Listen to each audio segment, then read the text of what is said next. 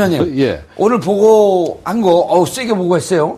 그렇죠. 근데 무슨 예. 정치적 여기에 어떤 의미를 부여한 게 아니고 있는 그대로 사실을 공개한 것 같던데요? 네, 맞습니다.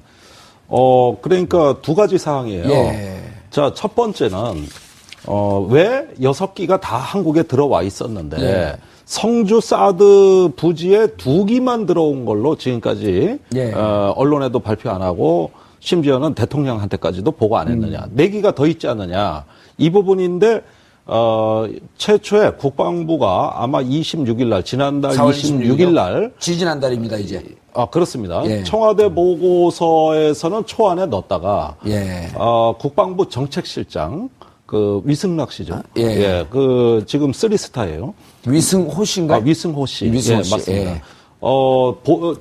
예. 청와대 정작 보고서에서는 삭제해버렸다. 어허. 그로 인해서 대통령을 기망하게 됐다는 이야기입니다. 그러면 이제 사드가 어디까지 진행되는지 알아야 모르니까. 문재인 대통령은 후에 주변 중국하고 외교에서 사드를 외교 카드로 활용하겠다고도 했고 또 6월 이제 하순이면 한미 정상회담 열리는데 예. 어떻게 돌아가는지 사정은 제대로 알아야 그 다음 행보를 하건 말건 할 거 아닙니까? 그런 정상 외교의 주요 의제인 사드에 대해서 불성실하게 또는 고의적으로 이 부분을 누락함으로써 기망했다. 이 얘기입니다. 예. 이게 첫 번째예요. 예. 두 번째는 이 사드의 배치 자체가 너무 비정상적입니다. 4월 26일 날 성주에 새벽에 들어왔죠. 예. 70여 호에 150명 정도 사는 성주 초전면 소성리. 아주 작은 마을인데 여기에 경찰 8,000명이 새벽 4시에 들이닥쳐가지고 집집마다 다 봉쇄하고 그 다음에 사드가 전격적으로 들어왔는데 이걸 아무도 예상 못했거든요. 왜 이랬을까? 우선 환경영향평가가 안 됐는데 그런데 어떻게 사드를 저렇게 배치하지? 이게 대선 한가운데 의혹으로 제기됐던 겁니다. 그런데 오늘 국민소통 수석이죠. 윤영찬 수석의 발표에 의하면 당시에 이미 성주에서 환경영향평가를 간략하게 그러니까 정식으로 하지 않고 간략하게 환경영향평가를 퉁치고 넘어가려고 이미 이 사드 배치 강행을 위해서 사전 절차를 누락하려는 정황이 확인됐다. 이게 뭔 얘기냐? 환경영향평가를 안 하고도 배치할 수 있게끔 꼼수를 부리겠다. 법 해석을 달리했다 이겁니다. 그러니까 대규모 전략적 환경영향평가라 그럽니다. 이런 큰 어떤 국책 사업의 경우에는 이게 어떤 환경에 미치는 영향을 다각도로 검토해는 전략적 환경영향 평가를 해야 되는데 그 해당 부지의 면적을 줄이는 방법으로 한 33만 제곱미터 정도로 실제 사드의 부지를 축소하는 방향으로 해서 간략한 간이 환경영향 평가만 하는 걸로 결정을 하고 사드를 들여왔다 이 얘기입니다. 예. 이종훈 평론가님, 네. 이게 이제 조사가 돼야 되겠지만 이 두 얘기를 지금 종합을 해보면 자, 4월 26일 날 지금 김종대 의원님이 말씀하셨듯이 전격적으로 군사작전 하듯이 이제 치고 들어온 게 그 이전에 보면 4월 16일 날 대선 이후로 가야 될 것 같다라고 이제 대정부 질의 과정에서 그런 얘기가 나와요. 그러다가 10일 만에 전격적으로 들어가는데 지금 보면은 4기를 반입된 거를 얘기하지 않았고 환경영향 평가를 피했고 이거 보면은 4월 26일 날 6기를 만약 다 놓아버렸으면 6기를 다 놓아버렸으면 환경영향 평가 안 받고 왜 다 놓냐라고 하는 이런 논란의 여지가 있을 수 있을 것 같다고 대통령은 미리 짐작에 판단하고 있었던 거 아니에요? 그러니까 2기를 갖다가 알박기를 해놓고 기회가 보면 슬그머니 4기를 누려고 그랬던 것은 아닌가? 그렇죠. 그러니까 환경영향평가 받고 난 뒤에 나머지를 넣으려고 생각한 거죠. 아니, 환경영향평가도 이제 안 받아도 되잖아요. 33. 안 받아야 되는 건 아니죠. 그러니까 간이로 간이로 받고 그게 지나면 4기를 마저 누려고. 그게 6월 말이에요. 예정 시점이. 그러니까 이 4기가 들어오는 시점은 6월 말에 간이로 환경영향평가를 하고 그 직후에 들어올 그런 시나리오예요. 지금. 그래서 약간의 그럼 이런 꼼수가 슬그머니 어둠을 타고 하고 그런 건 쥐새끼들이 하는 짓인데. 그런 거죠. 그래서 70만 제곱미터인데. 그죠? 그러니까 33만 제곱미터, 37만 제곱미터 이렇게 나눈 거잖아요. 나눈 거죠. 근데 33만 제곱미터가 좀 안 되죠. 32만 7천인가? 32만 8천인가 얼마 해요. 그래서 33만 미터로 딱 일부러 첫 번째 환경영향평가 받는 부지는 그렇게 딱 떨군 겁니다. 떨군 거죠. 이게 일부러 떨군 거죠. 그러니까 그렇게 해야 간이로 받으니까. 33만 예. 평방미터가 넘어가게 되면 무조건 전략 환경 평화. 그렇죠. 그러니까 1년 동안 받아야 되는 예, 바로 봄, 여름, 그거죠. 가을, 겨울. 그걸 피하기 위해서. 그래서 부지를 그렇게 그림을 일부러 그렇게 만들다 보니 이게 약간 이게 정치적으로 보통 이게 선거구 획정할 때 게리맨더링이라 그러잖아요. 그렇죠. 한쪽으로 쑥 들어가게. 예. 이번에 지금 부지가 그렇게 그려져 있다는 거 아니에요. 이렇게 가운데가 푹 한 군데가 파져 있다는 거죠. 예. 그러니까 일부러 자기적으로 그렇게 맞추려다 보니까. 아하. 자, 그리고요. 오늘 청와대 발표가요. 이게 완결판이 아닙니다. 그렇죠. 청와대가 중간결과죠. 배경 설명까지 예. 자세히 안 해서 그런데 현재까지 저들의 증언에 따르면 위승호 정책실장이 했다고 하더라. 라고 하는 게 좀 더 정확한 오늘 발표 내용입니다. 예. 자, 생각을 해보십시오. 정책실장이 저렇게 중요한 사안을 혼자서 결정해서 빼, 넣어. 이렇게 할 수 있나요? 상식적으로. 그거 나한테 물어봤어요, 진행자한테. 안 되죠. 그러니까 그런 일은 절대 불가능하다는 겁니다. 아마 김종대 의원님 잘 아실 겁니다. 그러니까 자기네들끼리 입을 다 맞췄겠죠. 예. 그래서 이 지금 뭐 보건 누락 관련해서 청와대 조사를 한다는데 누가 총대를 맬 거냐. 결국은 정책실장이 총대를 매기로 하고 그렇게 증언을 맞춰서 했을 가능성이 높지 않나. 여기서 또 꼼수를 부리고 있는 라고 저는 생각을 합니다. 그러니까 아니면 생각을 해보세요. 황교안 권한대행이 이 중요한 사안에 대해서 관심이 없었겠습니까? 예, 당연히 이건 관심이 있었을 것이고 또 뭐 이 국방부 장관은 말할 것도 없고 또 청와대에 있는 김관진 안보실장도 말할 것도 없고 당연히 알았을 거예요. 그리고 사기 부분을 이게 보고서에 넣을까 말까 하는 부분도 당연히 정책실장이 뭐 임의로 결정했을 가능성은 훨씬 가능성이 희박하다라고 전제하고 우리가 좀 봐야 되고 그래서 사실은 이 부분은 추가 조사를 하게 되면 진짜로 누가 처음에 이걸 지시 내렸는지가 나올 가능성이 높은데 제가 보기엔 정책실장이 이건 아닐 가능성이 높다. 오히려 그 윗선 모르겠습니다. 황교안 권한대행까지 올라갈지 모르겠는데 뭐 상당히 정책 결정에 의사결정에서 중요한 위치에 있는 인물이 누군가가 사실은 했을 가능성이 높죠. 예. 자, 이렇게 보고 내용이 나옵니다. 김종대 의원님. 지난 정부에서는 발사대 추가 반입 사실이 NSC에 보고되어 대통령 직무대행까지 알고 있었던 것으로 확인됩니다. 복선이죠, 이게. 자, 6기가 다 들어왔습니다.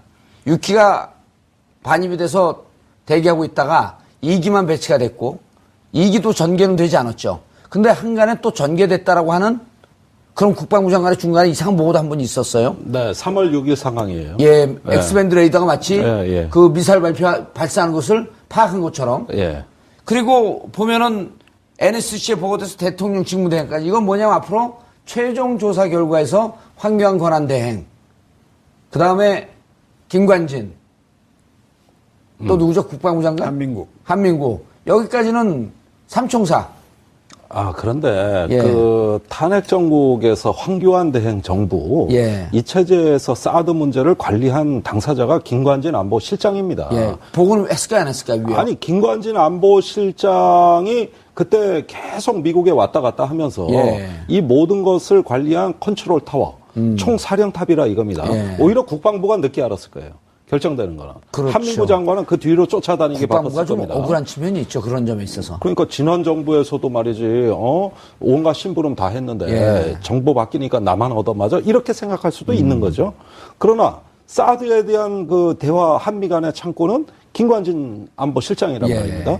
황교안 권한대행은 이런 김관진 안보실장에게 안보에 대해서 그 분의 워딩으로 직접 옮기자면 원칙 있게 하라 그랬단 말이에요. 계속 지금 사드 배치 가고 있는 거 가속화해서 원래는 올해 연말까지로 돼 있는 거를 보다 더 가속화해서 북한 핵미사일에 대해라. 가열체계라. 그건 운동과정이에요. 아, 그래요? 예. 어쨌든 가속화. 예. 그렇게 해가지고 실제 과속이 된 겁니다. 가속이 아니라 과속이 된 거예요. 자, 이거는 제가 사드 배치 찬성론자라고 쳐요. 대한민국에 사드 필요하다. 꼭 들어와야 된다. 저도 찬성론자예요. 예, 하여간, 그래도 이런 배치는 찬성 못 할 거예요. 비정상적으로 들어와서. 지금 그게 상당한 고출력 레이더에 고압 전류가 필요한데 국방부가 들어오면서 한전 보고 전기 좀 넣어달라니까 못 넣어주겠다는 거예요. 한전이요? 네. 그거 다 환경영향 평가해야 그 고압적으로도 넣어주고 그러는 건데. 전임 정부에서 그랬어요? 그랬다니까요. 그래서 지금 벙커 CU로 발전기 돌리고 있어요. 그래가지고 겨우겨우 가동하고 있다고. 자, 무슨 얘기냐? 비정상적으로 배치됐기 때문에. 비정상적이 운영이 되고 있는 거예요. 운영이 되고 있는 거고, 미군들 잘 건물이 없어요. 그 옆에 천막 치고 있고, 예, 밥 먹어야 되잖아요. 예. 헬기로 지금 매일 식사 나르고 있어요. 그러니까 이게 도대체 제대로 가동되는 것도 아니고, 그리고 환경영향 평가, 그 간이 평가도 못했기 때문에 예. 한 삽도 못 듭니다. 한 삽도. 그러니까 공사를 못하고 잔디밭 위에 그 골프장에 알루미늄 패드를 깔고 그 위에 얹은 거라고. 그래 놓고 초기 작전 능력이 지금 확보됐다는 것을, 확증해야 되니까 무리하게 돌린 겁니다, 이거를. 지금 전기도 제대로 안 들어가는 데서. 그러다 보니까 제가 보기에는 이렇게 하면 사드라는 전략무기 자체도 그 효용성이 매우 떨어지고 예. 또 공연이 이거를 가속화하는 바람에 그게 과속이 돼가지고 사고가 난 거라고요. 그래가지고 지금 주민들 막 부상자가 20명이 넘게 속출하고 또 이후에 절차적 정당성 시비에 걸려든 겁니다. 이걸 다 제대로 절차적으로 해도 돼요. 그런데 안 했단 말이죠. 그거는 대선 한복판에 이 사드가 들어오게 하려고 무리수를 두다 보니까 그렇게 된 겁니다. 알박기라고 계속 우리가 얘기했던 게 과도한 추정이 아니었었네요. 예. 그러니 이제 새로 집권한 문재인 정부 입장에서는 예. 도대체 이게 그때 어떻게 된 내막이냐. 굉장히 알고 싶어 할 거 아니에요. 예. 알고 싶고 좀 나한테 자료, 정보 좀 보고 좀 가져와 봐라. 이렇게 기다렸는데 가져오는 거 보니까 하나마나 한 얘기거든. 예. 진짜 내용이 다 누락이 돼 있거든요. 그러니까 이제 폭발한 거죠. 그리고 이게 폭발한 게 그냥 무슨 감정이 경로했다라고 그러니까 언론에서 잘못한 거고 국민의 입장에서 명확히 알아야 될 것을 국민이 선출한 대통령의 입장에서는 당연히 지시해야 되는 거 아니에요? 그렇습니다. 그런데 그 정의용 안보실장 이야기가 예. 청와대 안보실 이제 실장돼서 예. 가보니까 A4지 한 장 안 남아 있더라는 거 아닙니까? 그렇죠. 청와대 컴퓨터에 자료 다 지워져 있더라는 거 아니에요. 그러니까 이거는 누굴 붙잡고 물어봐야 될지. 저도 이런 문제 궁금해서 예. 정권 바뀌자마자 많이 뛰어다녔죠. 우선 주한미국 그 대리대사 제가 만나가지고 항의했어요. 아니 도대체 그런 식으로 배치하는 나라가 어디냐. 무슨 공사판 앞으로 될 건데 거기에 전략무기를 갖다 놓냐. 그러니까 아니 한국 정부하고 협의해서 된 거다. 우리 일방적으로 안 했다. 그러니까 국방부에 또 물어보죠. 아니 도대체 그런 결정을 어떻게 하냐 그러면 미국 정부하고 협의한 거다. 우리가 일방적으로 한 거 아니다. 이렇게 떠넘기길래 한미가 그러니까 이거를 알고 싶어하는 사람 입장에서 약이 바싹바싹 오르는 거예요. 아 여전히 기망하는구나. 여전히 갖고 노는구나. 이런 생각을 가질 수 있는 거고 내가 정상 외교를 하려면은 지금 이걸 군기를 잡아가지고 실체를 파악해 놔야 그 다음 스텝이 나간다 이겁니다. 외교안보가. 예, 군기 잡는다고 하는 표현은 적절치 않고 정상화시키는 거죠. 아니 군기 잡는 건 뭐 없는 걸 억지로 막 정신 차리게 하는 건데 네. 그런 측면도 있잖아요. 그래서 그것은 정상화시키는데 이정훈 평론가님. 네. 지금 이제 김종대 의원님께서는 최근에 진행됐던 4월, 5월, 6월까지 요 과정까지 했는데 어찌 보면 사실은 지난해 7월 8일, 7월 5일 날 배치하지 않겠다고 하면서 7월 8일 날 배치하겠다고 했고 그리고 그 배치하겠다고 결정하고 난 다음에 중국의 보복이 문제가 되지 않냐. 그러니까 지난해 말에 뭐라 그러냐면 한중 간 경제 구조가 너무 긴밀하게 연결되어 있기 때문에 또 고단위로 올라가 있기 때문에 그래 경제 보복하지 못합니다. 올 1월 와서도 그거 문제된다고 하니까 보복 못한다고 계속하다가 지금 엄청난 보복을 받고 있잖아요. 여기서부터 다 조사해야 되는 거 아니에요? 그러니까 이제 처음부터 조사하는 건 맞고요. 예. 이제 어찌됐건 첫 단추를 깬 거 아닙니까? 그러니까 이제 앞으로 추가 조사가 반드시 자기들 이루어져야 된다. 깼는 줄 알고 딱 봤더니 안 들어간 거지 아직 단추. 라고 이제 생각을 하고요. 예. 그러니까 제가 바로 그 경우예요. 그러니까 저는 사드 배치 찬성론자인데 절차적으로는 이건 도대체 상식적이지 않다. 예. 우리 다 찬성론자네. 네, 절차적으로 문제가 있다라고 이제 생각하는 바로 그런 사람 중에 한 사람으로서 이건 누가 보더라도 진짜 이상하다라는 거예요. 예. 그런데 미국 정부도 해명하는 걸 보면 석연치가 않아요. 그리고 한국 정부 역시 마찬가지. 그러니까 이런 경우에는 역시 뭔가 업자하고 개입이 돼 있다라고 우리가 추정할 수밖에 없고. 가리는 자가 범인이다. 그렇죠. 제가 보기엔 그래서 역시 로키드 마틴이 뭔가 역할을 분명히 한 것 같다라고 이제 생각을 하는 거고요. 그러니까 추정이 그렇습니다. 그래서 움직인 거 맞고 그리고 조금 전에 이제 그 발표가 이제 7월 8일 날 나오고 그 전에 이제 국회에서 대정부 질의할 때는 한민구 장관은 절대 그런 일 없다. 이거 뭐 도입 안 할 거다라고 배치 안 할 거다라고 얘기를 했는데 사실 한민구 장관도 그때 나중에 사실은 알았다는 거 아니에요? 예. 자, 그러니까 한민구 장관도 배제돼 있었다는 겁니다. 예. 윤병세 외교부 장관은 바지 고치러 갔고. 예. 백화점에. 그러니까.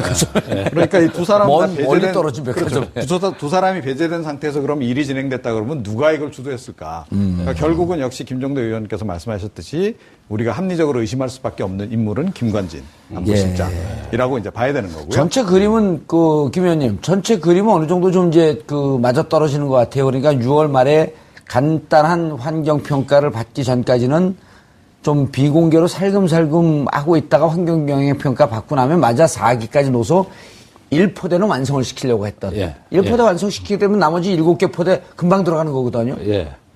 자, 그렇게 보면은 왜 이 부분이 문제가 되냐면은 기억하실 겁니다. 작년에 성주로 그 부지가 결정된 아마 7월 10일인가 11일경이었을 거예요. 이때 저도 성주에 가 있었습니다만 그날 한민구 장관이 성주 군민들을 앞에 나섰죠. 그렇죠. 황교안 권한대행이 와서 계란 맞은 날입니다. 그때 이게 환경에 이상이 없다는 걸 제 몸으로 시험하겠습니다. 제가 레이더 앞에 가서 쓰겠습니다. 누가 한민구 장관이요? 인체해 없습니다. 그 다음에 두 번째 또 내려간 게 그 뒤에 한 달 뒤입니다. 아하. 그래가지고 성주 주민 대표자들한테 뭐라고 얘기했냐면은 환경 영향 평가를 확실히 투명하게 누구나 납득할 수 있게 하겠다. 이걸 주민들에게 약속을 해준 거예요. 그러면 지금까지 국방부가 민의를 거슬러 가면서 현지 주민들한테 한마디 설명 없이 마구마구 정책 결정을 하는 와중에서도 딱 한 가지 오로지 약속한 거는 환경영향평가 한 가지입니다. 근데 이제 그때는 그때 7월인데 환경영향평가 하려면 1년이 걸리고 그러면 12월 대선 전에 배치할 수 있겠다라고 나름대로 계산이 있었는데 느닷없이 촛불이 일어난 거 아니에요? 그러니까 대통령 선거가 빨라지니까 사드 배치도 같이 빨라진 거예요. 이게 두 개가 달리기 경쟁을 한 거라고. 그래가지고 원래 그때 발표할 때 배치 시기는 언제냐? 올해 12월입니다. 예. 올해 12월까지 시간을 두고 배치한다 그랬어요. 그런데 12월 대선이 5월로 땡겨져. 11월에 미국 미 대사인가 사령관이 그 얘기를 하잖아요. 8, 9개월 뒤. 그러니까 11월에 8, 9개월 뒤니까 7월이나 8월로 몇 개월 당겨지더라고. 네. 막 촛불이 타오르니까. 그렇죠. 그러다가 대선 일자 확정되니까 더 땡겨져서 4월로 돼. 이게 모든 게 정치 일정하고 사드 배치 시기하고 딱딱 맞아떨어져. 정치 일정이 면접이라면. 그리고 그때 그 청기 누설을 한 사람이 있어요. 미 8군 사령관입니다. 그때 작년 12월이었어요. 기자 간담회에서 정확히 이렇게 표현합니다. 한국의 정치 상황이 불안정해지고 있다. 한국의 정치적 조건에 따라, 컨디션, 정치적 상황, 조건에 따라서 사드 배치 시기가 조정될 수 있다. 이렇게 얘기합니다. 청기 누설을 했네. 저는 그때 이렇게 알아들은 거예요. 사드는 몇 년 후가 될지 모르는 북한 미사일 요격용이 아니고 대선에서 야당 후보 요격용인 일종의 정치 무기 아니냐. 아니 정치 일정하고 사드 배치가 무슨 관계가 있냐. 이러면서 이제 굉장히 핏대를 높인 거죠. 이종훈 평론가님, 한민구 국방장관이 시인이에요? 이 사람이? 시 쓰나요? 오늘 기자들 붙어갖고 어떻게 된 거냐 그랬더니 한국말에 이런 게 있지 않나. 당연히 자기 한국말로 하면서 한국말에 있지. 말로써 말 많으니 말 많을까 하노라. 이게 뭐예요? 뭐 갑자기 선비가 되셨죠. 갑자기 선비 모드로 돌입했는데. 말로써 말 많으니 말 많을까 하노라. 정리하면 할 말은 많은데 지금은 말할 상황이 아니다. 불교 신앙가 사는 산이요 물은 물이로다 그런 것 같은데. 그런 얘기를 하는 건데. 그러니까 저게 정유라 말이구나. 말로써 말 많으니 말 많을까 하노라. 그런 얼토당토 않는 해석은 하지 마시고요. 한국말 한국 홀스에 이런 홀스가 있다. 근데 한민구 장관은 실제로도 약간 좀 옆으로 좀 비껴 거예요. 있으면서 조사하면 다 나온다 그랬잖아요. 비껴 있으면서 그렇다고 해서 본인이 제가 보기 역할을 또 전혀 안 한 것도 아니에요. 그거는 뭐 소신에 따라 그랬을 수도 있고 아니면 뭐 이 또 다른 경로, 또 다른 이유로 저는 뭐 그 사드 배치에 대해서 찬성을 하는 입장에서 역간의 기여를 한 건 맞는데 본인이 내가 이거 주도한 건 아니다라고 하는 뉘앙스의 얘기를 지금 계속 하고 있는 거죠. 실제로도 전 그랬을 가능성이 좀 높다 이렇게 생각을 합니다. 알겠습니다. 김 기자님. 네.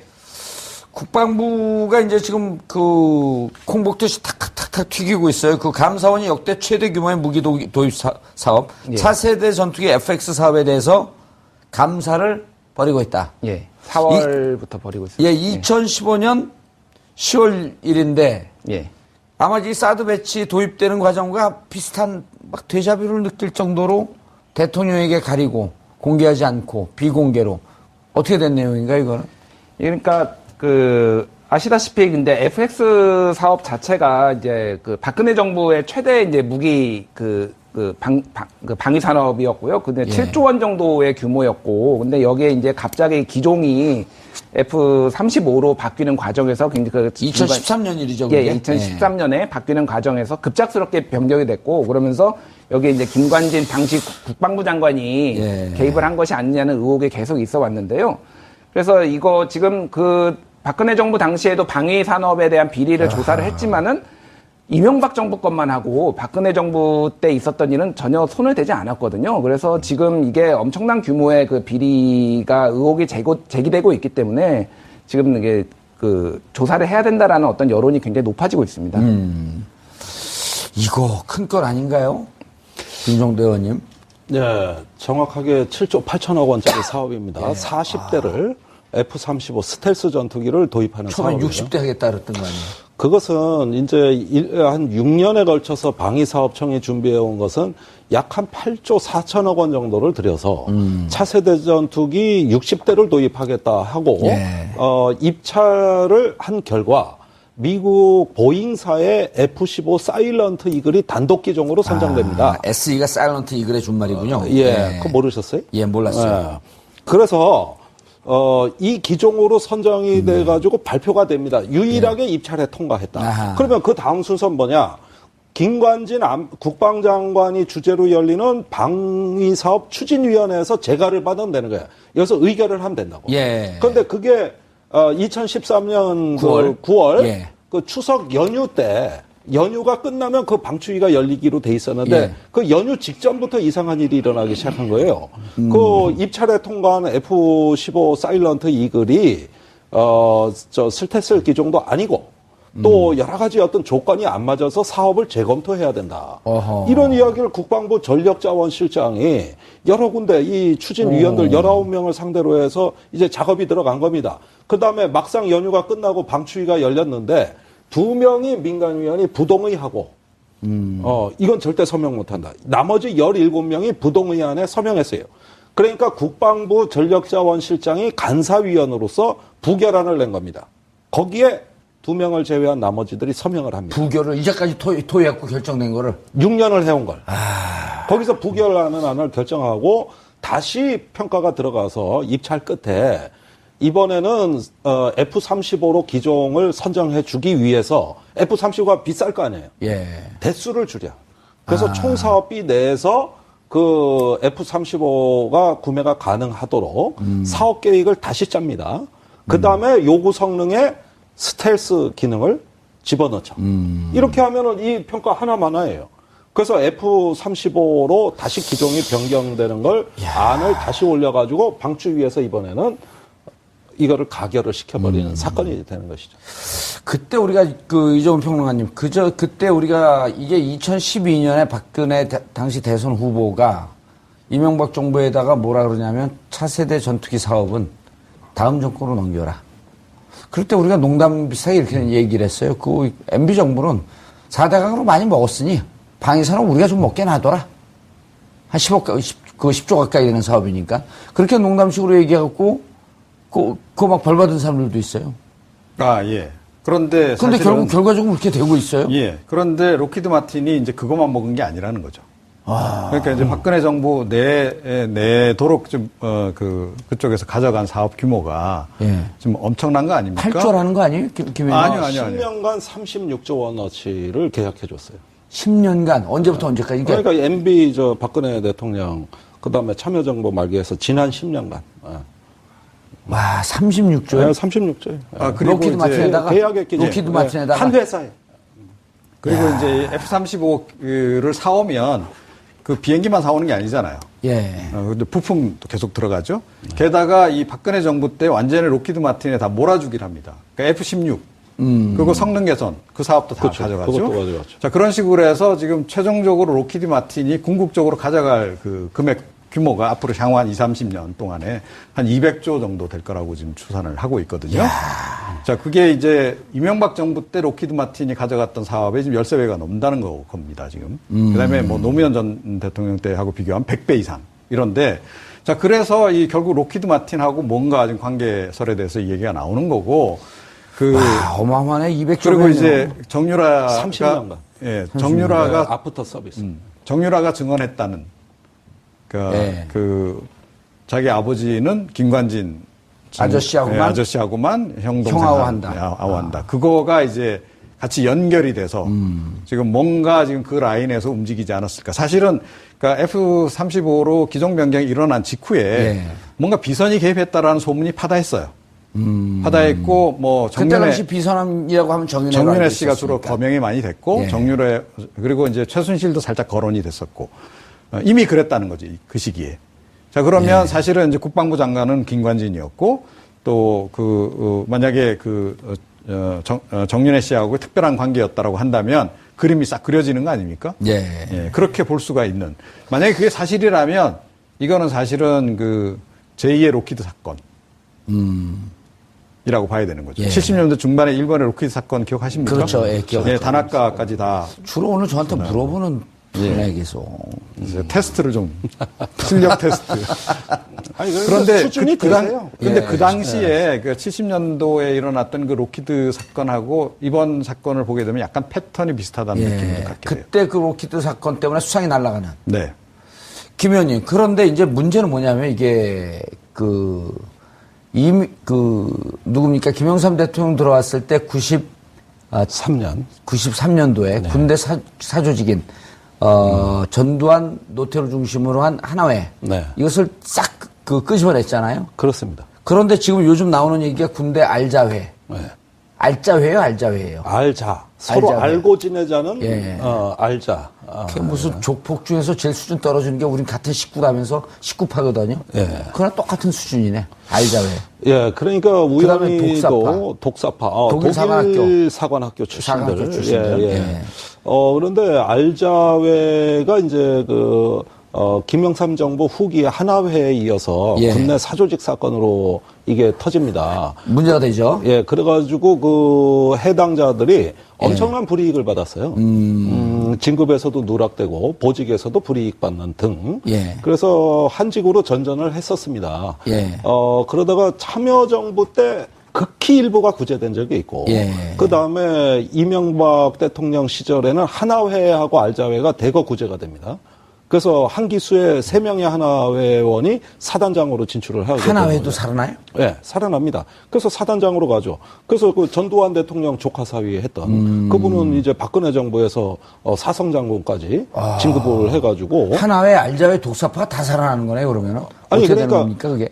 YS 때 그 불이익을 줬던 역사는 완전히 이제 없어지고 전부 살아납니다. 전부. 다 복권이 되는 거네. 네, 다 복권이 돼요. 물론 군에 남아 있었던 사람에 한해서 이미 군복 벗기고 나간 사람은 어쩔 수 없고. 그러다 보니까 공교롭게도 이게 보수 정권에서 사조직 출신들이 참으로 많이 진출합니다. 제가 보기에는 이명박 정부 때는 하나회 출신, 청와대 위기관리 수석, 안광찬 이거 이름까지 얘기해서 좀 죄송합니다. 그런데 계속하세요, 이름을. 그분으로부터 해서 그 정점으로 해서 하나회들이 쭉, 그래서 나중에 사성장군까지 가고요. 그 다음에 알자회는 현재 얼마 전에 특전사령관을 하셨던 분이 계세요. 지금은 항공작전사령관으로 부임하셨는데 그분이 3스타인데 2분. 그 다음에 현재 기무사령관. 이런 몇몇 분이 이제 알자회가 있고. 그 다음에 제일 주목받는 존재는 누가 뭐래도 독사파예요. 김관진 안보실장이 주축이 되어 있는. 독일 육군사관학교의 선후배 출신들. 그 정점에는 이제 김관진 안보실장이 있습니다. 그런데 지난번 기억나실 겁니다. 사이버 사령부 대선 개입. 그렇죠. 박근혜 정부 초기에 한참 문제가 됐었죠. 그때 사이버 사령관을 지낸 양반이 청와대 비서관으로 영전하는데 누구였죠? 이름이 기억이 연재욱 씨. 연재국 씨. 참여정부에 있었다가 그 참여정부의 부역자라고 해갖고 외곽을 맴돌다가 그렇습니다.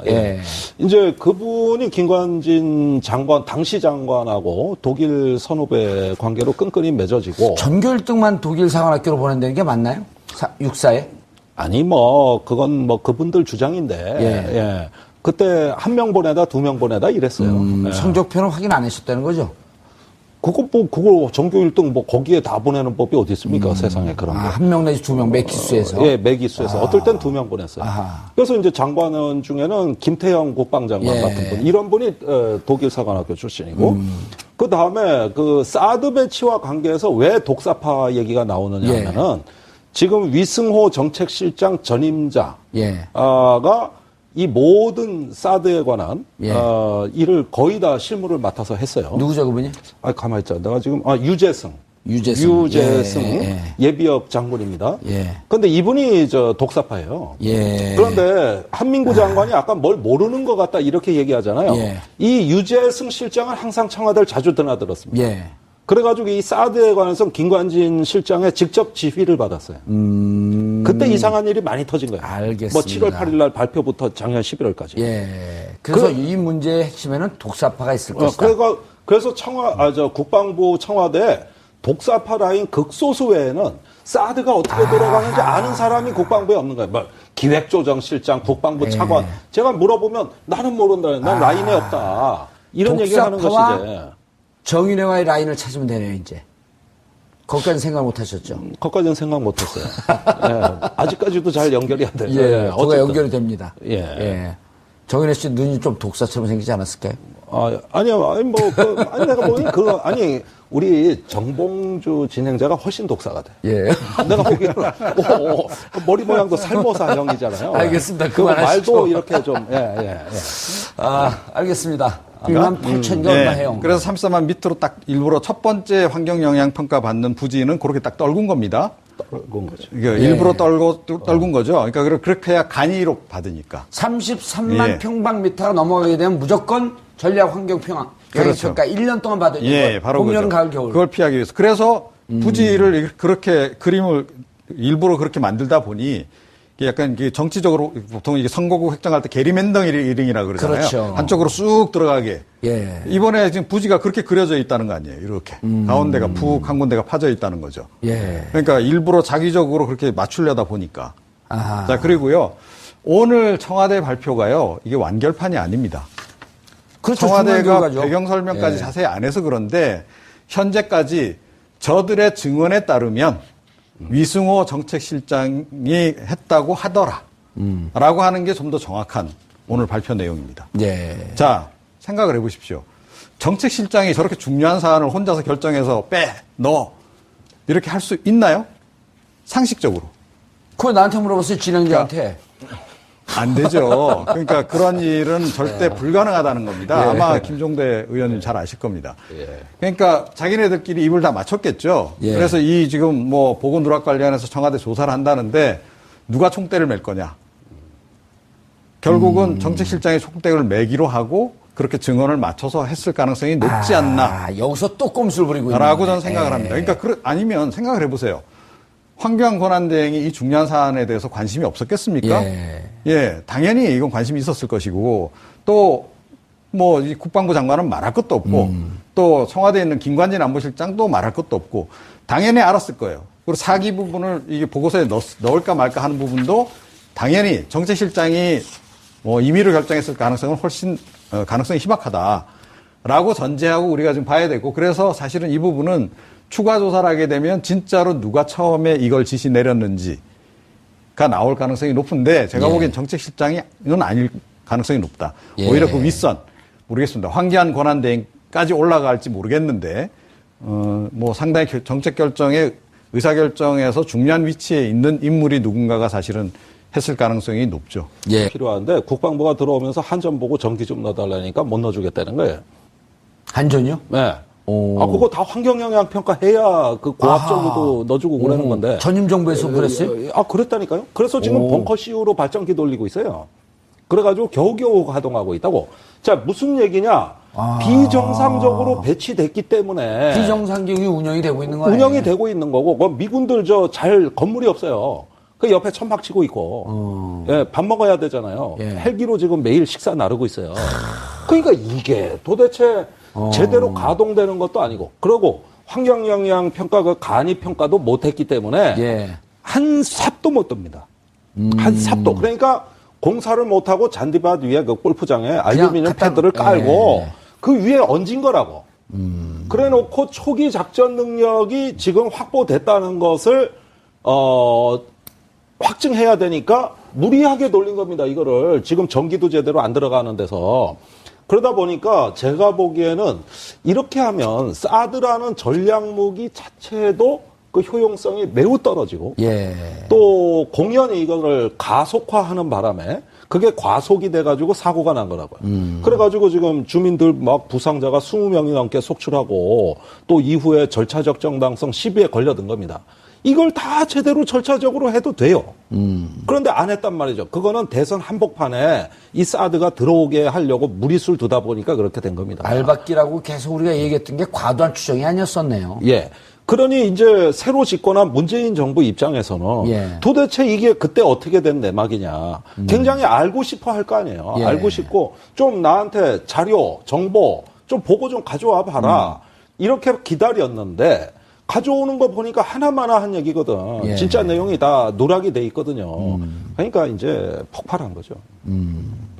그리고 이게 폭발한 게 그냥 무슨 감정이 경로했다라고 그러니까 언론에서 잘못한 거고 국민의 입장에서 명확히 알아야 될 것을 국민이 선출한 대통령 입장에서는 당연히 지시해야 되는 거 아니에요?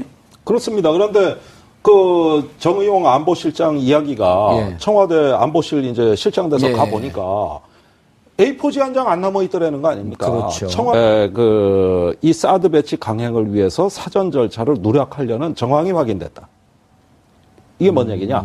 환경 영향 평가를 안 하고도 배치할 수 있게끔 꼼수를 부리겠다. 법 해석을 달리했다 예. 이겁니다. 그러니까 대규모 전략적 환경 영향 평가라 그럽니다. 이런 큰 어떤 국책 사업의 경우에는 이게 어떤 그 환경에 미치는 영향을 다각도로 검토하는 전략적 환경 영향 평가를 해야 되는데 그 해당 부지의 면적을 줄이는 방법으로 한 33만 제곱미터 정도로 실제 사드의 부지를 축소하는 방향으로 해서 간략한 간이 환경 영향 평가만 하는 걸로 결정을 하고 사드를 들여왔다 이 얘기입니다. 예. 이종훈 평론가님, 네. 이게 이제 조사가 돼야 되겠지만 이 두 얘기를 지금 종합을 해보면 자, 4월 26일 날 지금 김종대 의원님이 말씀하셨듯이 전격적으로 군사작전 하듯이 이제 치고 들어온 게 그 이전에 보면 4월 16일 날 대선 이후로 가야 될 것 같다라고 이제 대정부 질의 과정에서 그런 얘기가 나와요. 그러다가 10일 만에 전격적으로 들어가는데 지금 보면은 4기를 반입된 거를 얘기하지 않았고 환경영향 평가를 피했고 이거 보면은 4월 26일 날 6기를 만약 다 놓아버렸으면 6기를 다 놓아버렸으면 환경영향 평가 안 받고 왜 다 놓냐라고 하는 이런 논란의 여지가 있을 수 있을 것 같다고 대통령은 미리 짐작에 판단하고 있었던 거 아니에요? 그러니까 2기를 갖다가 알박기를 해놓고 기회가 보면 슬그머니 4기를 누려고 그랬던 것은 아닌가? 그렇죠. 그러니까 환경 영향 평가 받고 난 뒤에 나머지를 넣으려고 생각한 거죠. 아니 환경영향 평가도 이제 안 받아도 되잖아요. 33. 안 받아야 되는 건 아니죠. 그러니까 예. 간이로 간이로 받고 예. 그게 지나면 4기를 마저 누려고. 그게 6월 말이에요. 예정 시점이. 그러니까 이 4기가 들어오는 시점은 예. 6월 말에 간이로 환경 끝나고 영향 난 다음 그 평가를 이후에. 하고 그 직후에 들어올 그런 시나리오예요. 지금. 그래서 약간의 그럼 이런 꼼수가 슬그머니 거둠을 타고 그렇죠. 하고 그런 건 쥐새끼들이 하는 짓인데. 그런 거죠. 그래서 70만 제곱미터인데, 예. 그죠? 그러니까 33만 제곱미터, 37만 제곱미터 이렇게 나눈 거잖아요. 나눈 거죠. 네. 근데 그 33만 제곱미터가 좀 안 되죠. 32만 7천이. 네. 자, 이렇게 보고 내용이 나옵니다. 김종대 의원님. 지난 정부에서는 발사대 추가 반입 사실이 NSC에 보고되어 대통령 직무대행까지 알고 있었던 것으로 확인됩니다. 복선이죠, 이게. 자, 6기가 다 들어왔습니다. 6기가 반입이 돼서 대기하고 있다가 2기만 배치가 됐고 2기도 전개는 되지 않았죠. 근데 한간에 또 전개됐다라고 하는 그럼 국방부 장관의 중간에 이상 보고도 한 번 있었어요? 네, 3월 6일 상황이에요. 예, 엑스밴드 레이더가 마치 예. 그 미사일 발사하는 것을 파악한 것처럼. 예. 그리고 보면은 NSC에 보고돼서 대통령 직무대행까지 이건 뭐냐면 앞으로 최종 조사 결과에서 황교안 권한대행, 그 다음에 김관진, 또 누구죠? 국방부 장관? 한민국. 여기까지는 삼총사. 아, 그런데 예. 그 탄핵 정국에서 황교안 대행 정부 예. 이 체제에서 사드 문제를 관리한 당사자가 김관진 안보실장입니다. 예. 보고는 했을까요, 안 했을까요? 위에? 아니, 김관진 안보실장이 그때 계속 미국에 왔다 갔다 하면서 예. 이 모든 것을 관리한 컨트롤 타워, 총사령탑이라 이겁니다. 예. 오히려 국방부가 늦게 알았을 거예요.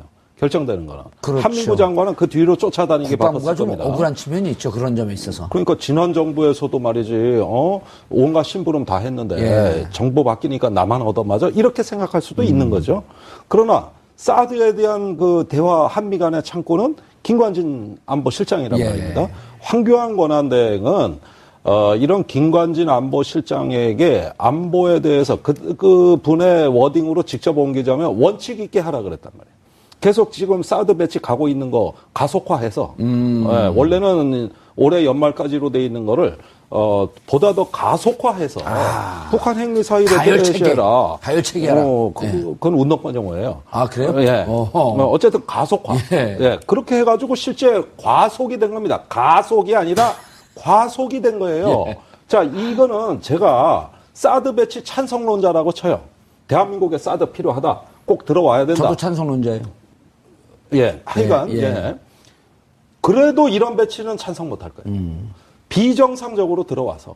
지금 그게 상당한 고출력 레이더의 고압 전류가. 의원님, 예. 오늘 보고한 거, 세게 보고했어요. 그렇죠. 근데 무슨 정치적 여기에 어떤 의미를 부여한 게 아니고, 있는 그대로 사실을 공개한 것 같던데요? 네, 맞습니다. 그러니까 두 가지 사항이에요. 예. 자, 첫 번째는, 왜 6기가 다 한국에 들어와 있었는데, 예. 성주 사드 부지에 2기만 들어온 걸로 지금까지, 예. 언론에도 발표 안 하고, 심지어는 대통령한테까지도 보고 안 했느냐. 4기가 더 있지 않느냐. 이 부분인데, 최초에 국방부가 아마 26일 날, 지난달 26일 날. 지지난달입니다, 이제. 그렇습니다. 예. 청와대 보고서에서는 초안에 넣었다가, 예. 국방부 정책실장, 그 위승락 씨죠. 예. 그 지금 3스타예요.